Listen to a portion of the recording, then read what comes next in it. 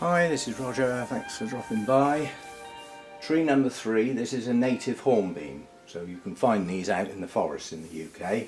They're not as common as beeches, and they look very similar until you look closer, and they do grow slightly differently, but nonetheless it's a native tree, so it's perfectly happy out in the garden. And this is the one I'm not doing much with.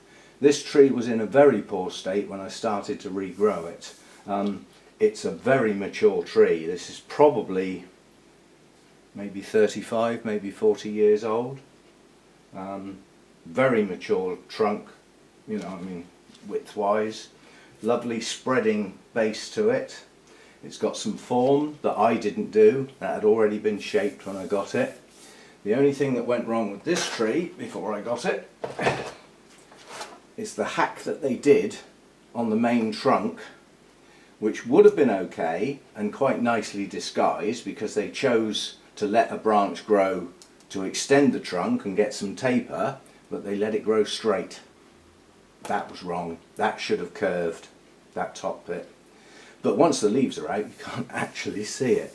And I've debated ever since I've got this tree what is the front and what is the back. I mean, that is a view, and it's got the same form from both directions, but from this side this is a void.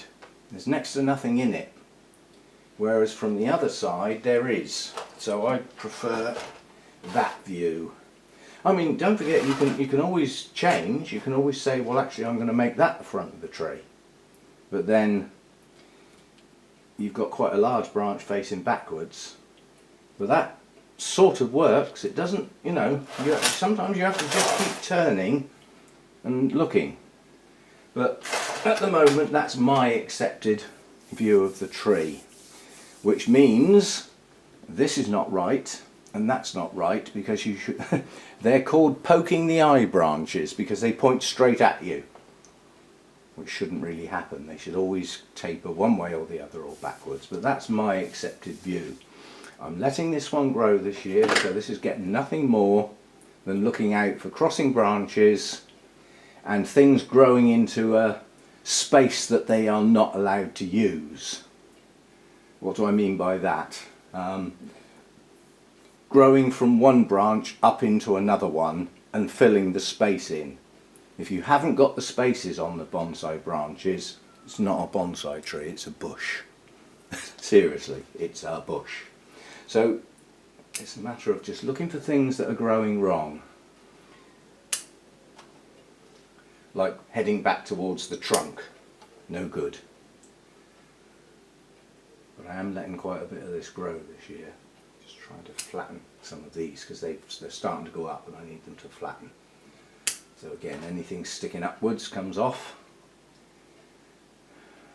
In the main, not always. Sometimes I have to let a branch grow to get the sap to come into it. Yeah? If you take it off too soon, it can just die back and then it's lost. So it's better to just let it grow a bit. Now I have here, coming out from the back of the trunk, a new branch. And I'm going to let it fill the gap between these two larger branches. So I'm leaving it at the moment. All I'm going to do is take the end of it off, and then the buds all along the length of that branch will shoot out and then branch again. And that's going to fill this gap in, because although with that branch there it doesn't look very big, it was until that branch grew. Talk about lucky. Now all I need now is for one to do it over here as well. But what I have got is quite a few new branches growing out from the trunk above, between the first and the second branch. They have to come off. They can't grow. They'll just look silly. So those have got to come off. Any little suckers, I always sort of see and try and imagine what they would look like if they were allowed to grow. What would they do to the shape of the tree? And a lot of the time you can just see straight away that they would mess it up.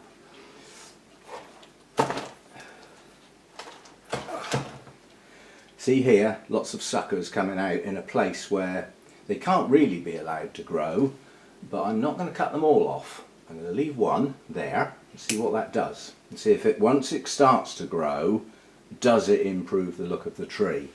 This tiny little one here is below the first branch. I'm going to let it grow, because if it takes off like a little rocket, that could become the first branch and be trained forward, so that I'd have one coming forward and slightly down. That would look nice. But it might not take off, so it might not work. It's a theory, what I have. Not much else. This branch has now extended farther out than this branch, so sorry mate, you've got to go back. And you're also sticking up in the air, so that's all for that one. As I said, there isn't much to do on this tree. And the top of the tree at the moment is a bit of a tangled mess, and what I would have loved last year would be for another branch to head almost straight upwards, and it didn't do it. The top went outwards, which in some places would be brilliant, but there I actually wanted to get this tree a bit taller. It's okay how it is, it's not the end of the world, but we don't want great big long bits sticking up in the air like that, or like that, or like that, or heading back into the centre. Crossing branches next. Not many, and not much dieback on this one at all. So this one's getting its energy back.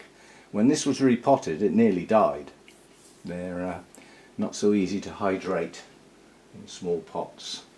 That's one of the main differences between hornbeam and beech. The hornbeams tend to grow in damper places because they don't seem to hydrate that well, so they need a lot of stuff underneath them. Anyway, that's that one done. That's one of my three very mature trees. English hornbeam. We'll have another look when it's out in leaf, but that's that one.